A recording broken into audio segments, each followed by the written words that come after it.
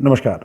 आप देख रहे हैं पब्लिक पॉइंट और मैं हूं राधेश्याम दीक्षित और ये कार्यक्रम है युवा संवाद। हम आपसे सीधे मुखातिब हैं। आज हम आपसे सीधे ये बताना चाहते हैं कि युवा संवाद का ये प्लेटफॉर्म आखिर शुरू क्यों किया गया, आखिर इसके ज़रिए हम क्या हासिल करना चाहते हैं, हमारे युवा साथी इससे क्या कुछ पा सकते हैं, युवा साथियों के साथ इस संवाद का बड़ा उद्देश्य क्या है और साथ ही युवा साथियों की मुश्किलों को हम कैसे हल करेंगे। दोस्तों, आज हम किसी मेहमान को हमने नहीं बुलाया है, आज हम सीधे मुखातिब हैं इसके पूरे प्लेटफॉर्म की सही जानकारी देने के लिए, आपके प्रश्नों को लेने के लिए। और क्योंकि अभी तक जितने संवाद हमने किए हैं 20 सालों की अपनी पत्रकारिता के करियर में, हमने अनुभव किया है कि बहुत से विद्यार्थियों के मन में जिज्ञासाएं तो बहुत होती हैं, लेकिन उसको जिज्ञासाओं को वो प्रश्नों में परिणत नहीं कर पाते, अपने सवाल नहीं पूछ पाते, वो सही जानकारी नहीं मांग पाते, जिसकी वजह से उनके जीवन के बहुत से जो पहलू हैं वो धीरे धीरे समय के साथ अनसुलझे रह जाते हैं, उनका उत्तर नहीं मिलता और अनुत्तरित प्रश्नों के साथ उनके मन में कुंठा का भाव भी जागृत होता है, एक डिप्रेशन, एक एंजाइटी उनके अंदर आती है, क्षोभ भी होता है और उनको ऐसी निराशा का भाव पैदा होता है कि उन्होंने जीवन में चाह करके भी, अपनी प्लानिंग करके, एक योजना बना करके भी उसे हासिल नहीं किया। बहुत से युवा साथी बहुत अच्छे प्रयास करते हैं, 1 से 2 साल, 3 साल, 4 साल अपनी पूरी कार्य योजना बनाते हैं, लेकिन कुछ ही ऐसे किस्मतवान होते हैं जिनकी योजनाएं सफल होती हैं, जिनको सही मार्गदर्शन मिल पाता है, जिनको मंच मिल पाता है, जिनको अवसर मिल पाते हैं। इसलिए आपने तमाम वो साथी जो किन्हीं कारणों से असफल हुए हैं या किन्हीं कारणों से निराश हैं या किन्हीं कारणों से वो असमंजस में हैं, कोई निर्णय नहीं कर पाते, उन सारे विद्यार्थियों को हम समाधान की राह पर ले जाना चाहते हैं। ये हमारा इरादा है और इसके लिए सोसाइटी फॉर सस्टेनेबल डेवलपमेंट ने नेहरू युवा केंद्र और नेशनल सर्विस स्कीम यानी राष्ट्रीय सेवा योजना, इन दोनों ही बड़े संगठनों की जो 50 सालों की यात्रा है उसको हम कदम बनाया है और हमारी कोशिश है कि वो तमाम वॉलंटियर्स जो पूरे प्रदेश में अलग अलग जगहों पर अच्छी ट्रेनिंग लेते हैं, 340 घंटों की ट्रेनिंग, अलग अलग तरह के अवसर उनको मिलते हैं सीखने के, वो सब भी हमारे साथ होते हैं। और दूसरे वो युवा जिनको ये अवसर नहीं मिल पाया, इनके बारे में जानकारी नहीं मिल पाई, उनको हम इन सब की सही जानकारी उचित प्लेटफॉर्म पर दे सकें और साथ ही इन सबको संगठित करते हुए उन्हीं के ज़िले में उनकी एक इकाई स्थापित कर सकें और वहीं के एक्सपर्ट्स का हम पूल बनाए जो उनको मेंटर करें, जो उनको कोचिंग करें, जो उन्हें ट्रेनिंग दें, जो उनकी समस्याओं का समाधान करें, उनके प्रश्नों को लें और उनके उत्तर की तलाश पूरी करके उनको संतुष्ट करें, ताकि वो अपनी जीवन की जो राह है वो उसको ठीक ढंग से आगे बढ़ा पाएँ। और साथ ही हमने ये भी देखा है कि बहुत से ऐसे युवा जो अध्ययन के क्षेत्र में जाना चाहते हैं, जो अपना करियर अच्छी तरह से बनाना चाहते हैं, उनको भी सही मार्गदर्शन न मिलने की वजह से जो उनके अंदर की वास्तविक प्रतिभा है उसकी पहचान नहीं हो पाती। जो इंजीनियर बनने की काबिलियत रखता है वो डॉक्टर बनने की राह पे चल रहा होता है, जो डॉक्टर बनने की काबिलियत रखता है वो एक मैनेजमेंट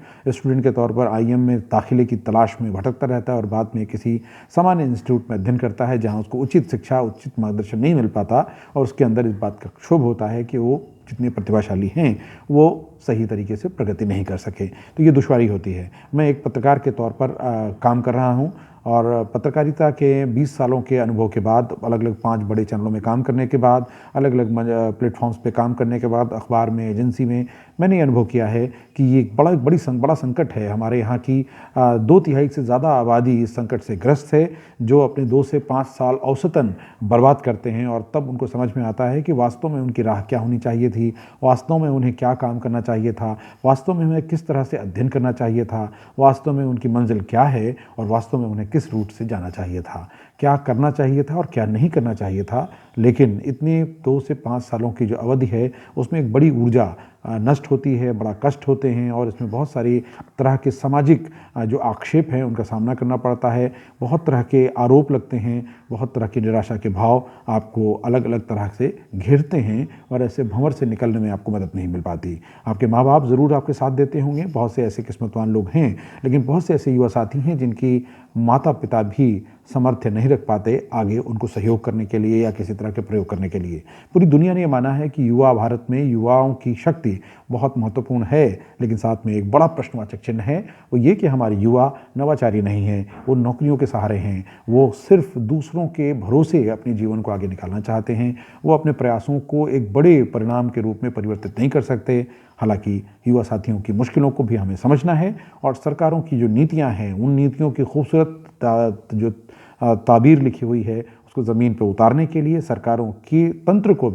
के तंत्र को भी ज़मीन में कैसे काम करना है, इसमें भी हम कदम होंगे। हम उन्हें मदद भी करेंगे और उनसे मदद लेंगे भी। हमें आलोचना के अन्यथा आलोचना करने के प्रयासों से मुक्त होना पड़ेगा, क्योंकि आलोचना समस्या का समाधान नहीं होती। हमारे समस्याओं के समाधान का मार्ग आलोचना ज़रूर दे सकती है, उसकी खामियों को निकाल ज़रूर सकती है, तो हमें उसका उतना ही उपयोग करना है। और जो हम अपने पुरुषार्थ से, अपने कर्म से, अपने प्रयासों से आगे कर सकते हैं वो हमें करना है। हमें आगे बढ़ना है और अपने उन साथियों को जो पीछे छूट रहे हैं उनको भी साथ लेकर बढ़ना है, ताकि आप भविष्य में जब आप सफल हो जाएं तब आपको जिस तरह के सपोर्ट की, जिस तरह से श्रम बल की, जिस तरह से जनबल की आवश्यकता है, जिस तरह से नेटवर्क की आवश्यकता है, वो भी आपको हासिल हो। तो आप ये समझिए कि जब हम टीम में चलते हैं तो हम सब की मदद होती है, हम सब प्रगति करते हैं, हमारा समाज प्रगति करता है और हमारा देश प्रगति करता है। तो आज का ये पूरा संवाद, आज हमने किसी मेहमान को नहीं बुलाया। हमारी कोशिश है कि हमारे युवा साथी किसी भी मेहमान का अधिकतम लाभ ले पाएँ।